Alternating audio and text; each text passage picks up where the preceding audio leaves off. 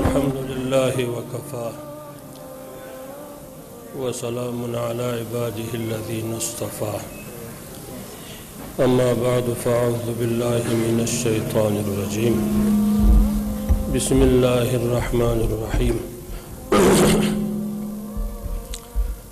والذين جاهدوا فينا لنهدينهم سبلنا وإن الله لمع المحسنين وقال رسول الله صلى الله عليه وسلم الدين النصيحة قيل لمن يا رسول الله قال لله ولكتابه ولرسوله ولآئمة المسلمين وعامتهم أو كما قال رسول الله صلى الله عليه وسلم صدق الله ورسوله النبي الكريم ونحن على ذلك من الشاهدين والشاكرين والحمد لله رب العالمين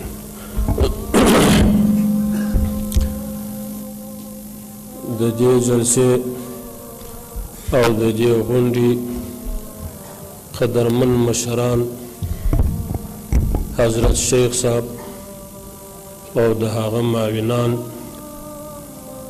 او په دې قدرمند غونډه کې قدرمن شیوخ کرام علماء کرام مجاهدین عظام او متدین او مخلص د ولس مشران او د اسلامی امارت محترم او قدرمن مسؤولین او د افغانستان قدرمن او شریف او مسلمان ولس چې په دې جلسه غونډه کې شرکت لري ټولو ته السلام علیکم ورحمة الله وبرکاته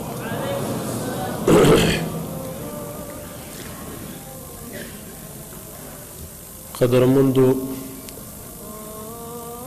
د ټولو نه مخکې دا فتح چې رب جل جلاله یو عظیم انعام پر افغانانو باندې بالخصوص او پر عموم مسلمانانو باندې د دنیا رب جل جلاله وکي د دې فتح او کامیابی مبارکي د دې غونډې ټولو شیوخ کرامو مجاهدین کرامو متدینو او مخلصو مسلمانانو ته وایم د ټولو دې مبارک وي او په دې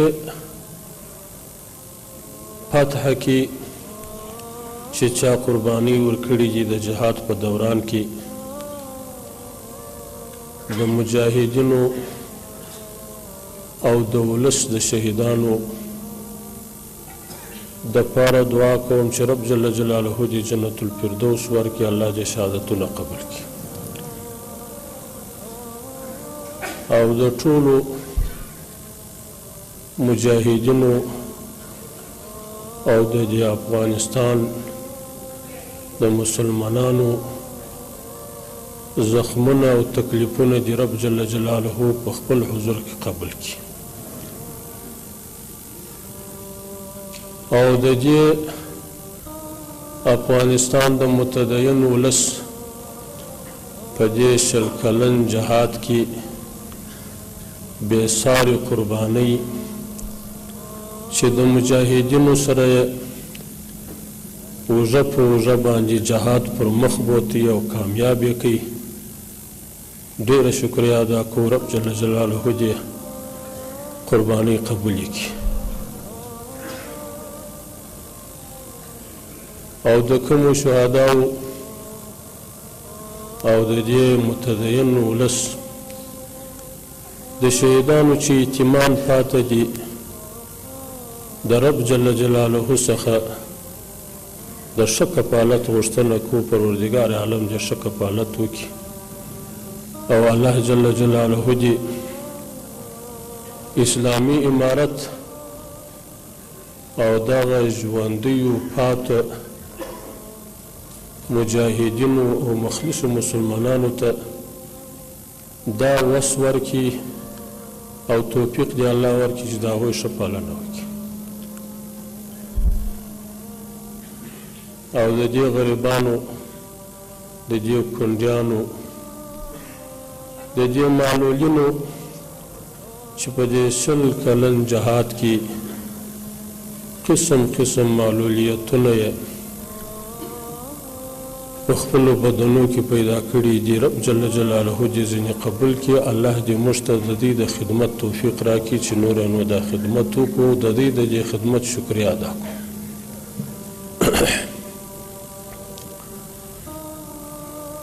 پر هغه چا چې رب جل جلاله عظیم رحم وکړي او الله جل جلاله دې قبول کړي چې د یو لمانځه وروسته مجاهدینو ته د کامیابۍ دعا کړي په ټوله دنیا کې چې هر چا زموږ د جهاد حمایت کړی دی په قول یې کړی دی په دعا یې کړی دی په اخلاقي لحاظ زموږ د جهاد حمایت کړی دی رب جل جلاله دې د دې جهاد د جهاد سره د بدر برابر کړي د ټولو څه شکریا ادا کوو ټولو مننه کوو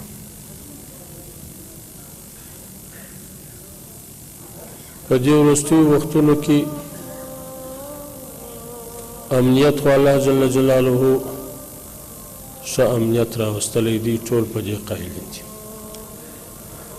په دې وروستیو ورځو کې چې زموږ دا ولس د طبیعي حوادثو سره مخ شو لکه په پکتیکا او په خوست کې زلزلې وسوې رب جل جلاله دې و دغه کسانو ته دنیا او آخرت کې اجر ورکړي څوک چې متضرر شوي دي او الله جل جلاله دې ټولو ته دا توفیق ورکړي چې د دې خلکو چې په دې مصیبتونو کې راګیر سوه راګرفتار سوه چې د هغوی سره خدمت او همدردي وکړي مې په دعاګانو کې یېروئ مې په کومک مرستو کې یېروئ دوې ګولې ډوډۍ یوه ګوله دوی ته پرېږدي یوه خپله خورئ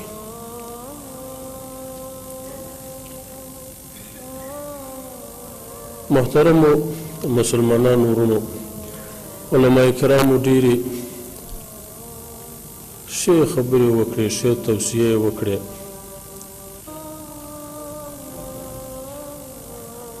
د افغانستان د جهاد کامیابي یوازې د افغانانو دپاره ویاړ نه او دا یو اعزاز نه بلکې د دنیا د مسلمانانو دپاره اعزاز دی د روژې په اوایلو کې د دنیا مسلمانانو شیخانو ما ته د روژې مبارکي راستولې د روژې دې مبارک شه شیخ صاحب دا د دې د خوشحالۍ چې دا دنیا په دې خوشحاله ده چې افغانستان کې مجاهدین کامیاب شوه او هغه د اسلام د عقیدې او د مذهب جماعت الله پاک پر قدرت راوستی په دې باندې دنیا ډېره خوشحاله ده ځکه اسلام چې دی مسلمانانو ته معلوم دی د اسلام مطالعه یې کړې ده د اسلام اخلاق د اسلام حکمونه ورته معلوم دي په دې باندې پوه دي چې په اسلام کې د هر چا حق پر ځای کېږي او په اسلام کې د خلکو زندگی د امن او د سلامتیا ګرځي د مسلمان د یو بل ته په مخامختیا کې دا پیغام السلام علیکم دا د دې ساګایي راولي چې د اسلام دین چې دی دا د سلامتیا دین دی هر یو بل ته وایي زما د خوا دې ته سالم یې او بل د ایمان کمال په دې سره راځي چې د یوه مسلمان د ژبې او د لاس څخه خلک سالم شي نو اسلام مسلمانانو ته دا تربیه ورکړې ده چې نه به په ژبه چاته اذی و تکلیف رسوي نه به په لاس او مال به هم محفوظ وي عزت به محفوظ وي د اسلام مسلمان ته دا تربیه ده نو کله چې یو څوک د یو اسلامي شعار لاندې کامیاب شي خلک خوشحاله په هغه شعار یې خوشحاله وي چې دې سړي خو دا شعار ورکاوه چې زه جهاد کوم د دې دپاره چې اسلام لوړ شي د الله کلمه لوړه شي دا یو واجب شریف شعار دی یو واجب جالب شعار دی نو خلک ډېر خوشحاله وي چې در دې شعار لاندې هغه جماعت مجاهدین کامیاب شي ولې خدای امید وي چې اوس به دغه شعار عملي کیږي دا جهاد خو په خپل نفس کې قتل العباد تخریب البلاد دا موږ ولې د 20 کاله کورونه نړېدله انسانان وژل کېدله خرابۍ رسېدلې خو دا د دې دپاره وه دا ښهوالی یې په دې و چې د دې په پایله کې او په نتیجه کې به یو نظام راځي چې هغه به د اسلام نظام وي الله پاک جهاد کامیاب کړي اوس خلک ډېر خوشحال دي په دې امید باندې دي چې هغه شعار چې مجاهدینو زمزمه کاوه یا به په خبرو په مذاکراتو کې ټینګار ورباندې کاوه چې اسلامي سوچه اسلامي شریعت اوس د عمل ځای راغلی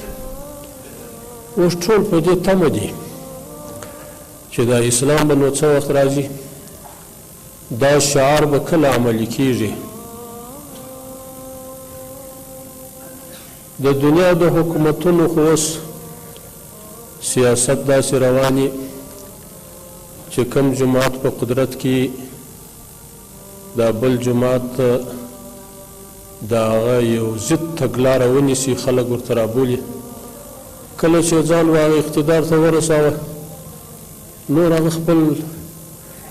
اقتدار په مخه بیایي خپل راحت دی خپل شخصیت دی هغه په مخه ځي و بیا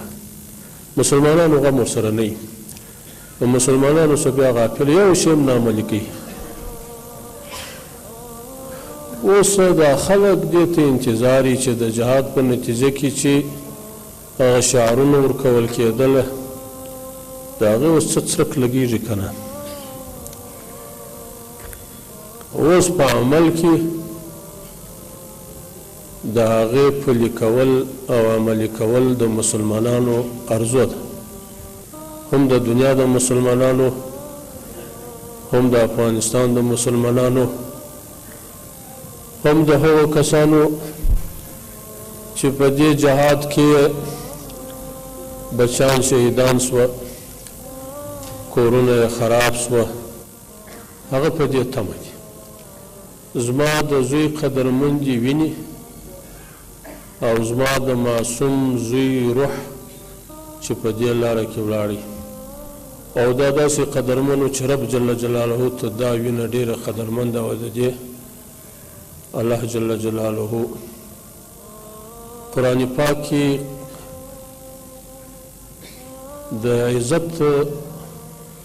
په کلمه باندې یاد کړي دي چې الله ستاسو عزتمن خلک نیسي چې هغه دا شهیدان دي.